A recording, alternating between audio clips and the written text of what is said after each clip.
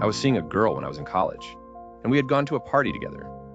She had gotten drunk and was outside with some people, and I was inside talking to a kid I had met. I saw her through the window kiss a guy, and she was holding his hand. My heart sank, and I didn't want to make a scene, so I left immediately and just started walking home. I was in a rural area just outside of town in a canyon. I figured it would only a few miles until I got out of the canyon. I was a poor college kid, so I didn't have a phone, and I figured I could call a friend for a ride once I found a gas station. I remember walking in a usual drunken stumble, and I was really upset, so I probably wasn't making good time. As I was walking, I noticed a black dog sitting across the street just outside of the glow, cast by a streetlight. As I walked down the opposite side of the road, it always lead me by a few hundred feet, always just out of sight, always in the dark. I thought it was weird, and continued walking, the dog leading the way, stopping every so often to look back at me and slowing to let me catch up. As I rounded some houses near the mouth of the canyon, a man emerged from the trees and started walking just ahead of me. He was probably drunk too and looked pretty disheveled. I thought he might have been homeless or something. I continued walking down that dark canyon road for a couple miles and was nearly to the end where civilization re-emerged.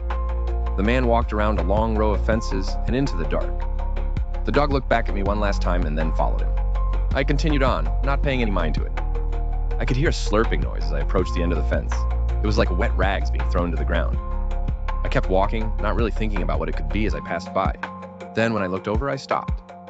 There was a man there, the same homeless man who had rounded the corner minutes before me, and he was kneeling down beside the dog with his back to me.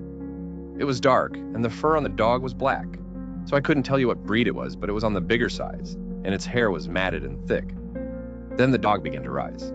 Legs grew from beneath it, and its head started to lean back until it was facing towards the night sky, and a new pair of glowing eyes emerged from beneath it. It was a person, but not a person, a creature. The dog was being worn like a coat. Two long, dark arms were holding the man up by his shirt collar.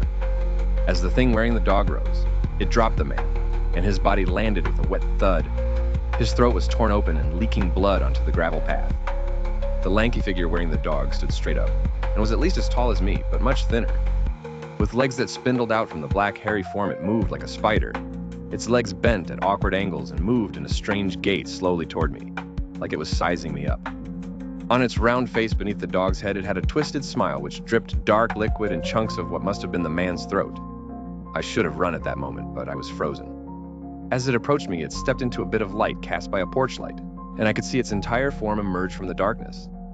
It was red like muscle and sinew, and it wasn't wearing the dog, but instead a part of it. Its skin was sunken and bony ribs appeared down the length of its chest. It lifted its long, bony arm and offered up a closed fist to me. Opening its